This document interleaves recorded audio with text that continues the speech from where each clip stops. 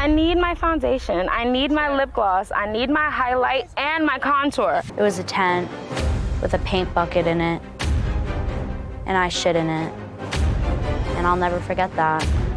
I don't know where we're taking a shit. Like, I still haven't figured that out yet. Way in the world that I can take a shit in a wooden box.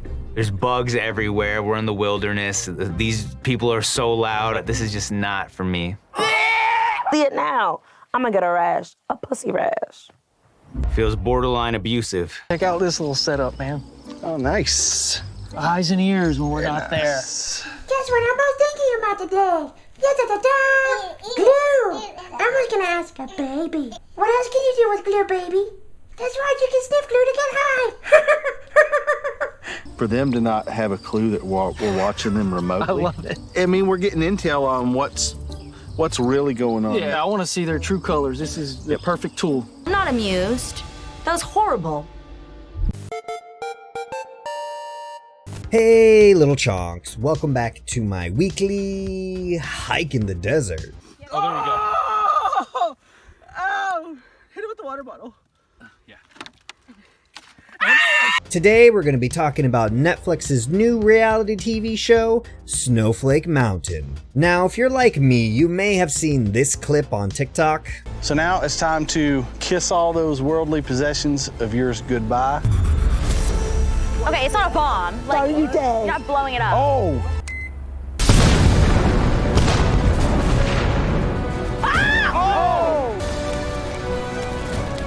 This is for your own good. No, dude. We're actually nice guys. No, you're not.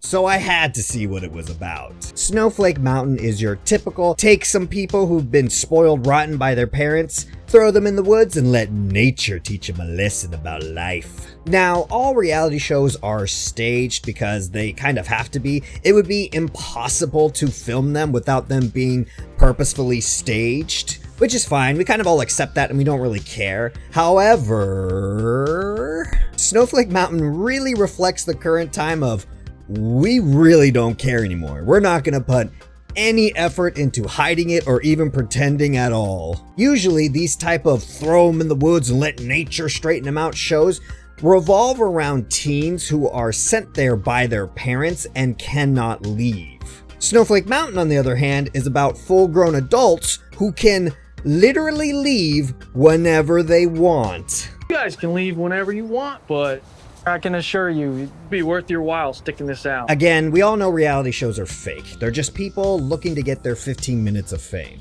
Sorry to burst your bubble, but they're not looking for love. They're not looking for a fiance. They're just looking to get as much clout as they possibly can, so when the show ends, they can hopefully be social media famous. Which is fine, we all know and accept this, but the fact that there's no reason for them to stay really pushes the fakeness to the forefront. Because they're all like, I was tricked into coming here. I hate this. I can't survive in the woods. Guess I'll stay though. Why? You can leave. Like right now. To give the show some credit, they do give kind of a reason for people to stay. There'll be a prize fund at the end of this experience. It's $50,000. $50,000 is a lot of money. I mean, that's more money than I make in a year. Sad. But right before this, they showed montages of every single one of the contestants flexing how rich their parents are and how lavish their lifestyles are. You wish you could be me, but you never could. You can never walk in these shoes. They're too expensive. I am spoiled rotten like a brat. I kind of get everything handed to me. Daddy pays for everything. They live in the most expensive places to live, like New York and LA, and they have big houses and they're always going out partying and traveling. So 50 grand is probably nothing to them. And it really shows when they have to pretend that they're real excited about the grand prize. That's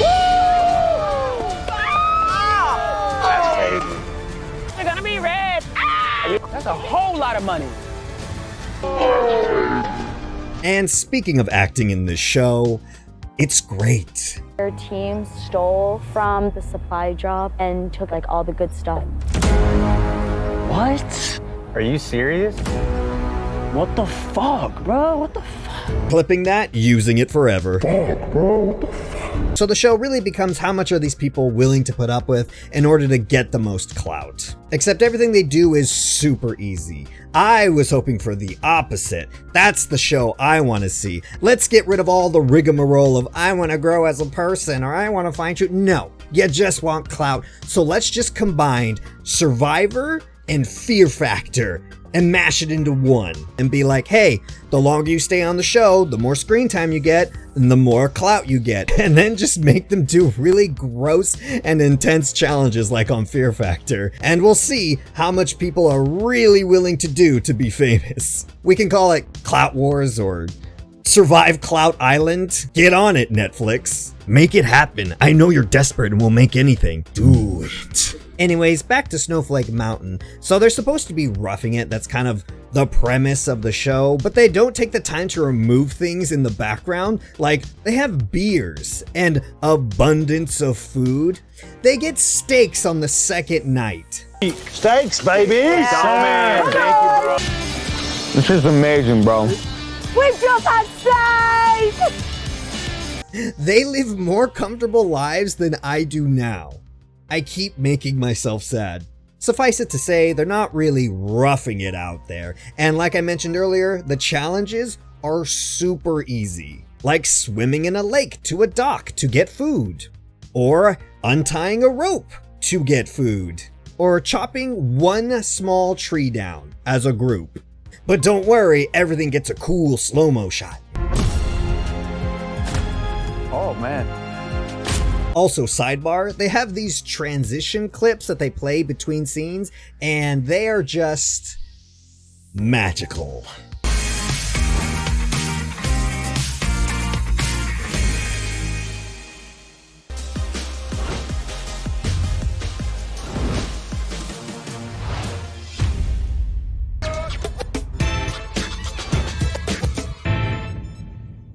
A major part of the show is they climb this mountain and they make it seem like it's this big intense deal and it's super hard. But when they finally reach the top, you can see people just strolling along in the background. And you can always tell when the producers thought there wasn't enough going on because somebody would do something crazy that's completely out of character for no reason. Move, I'm about to go. Shit.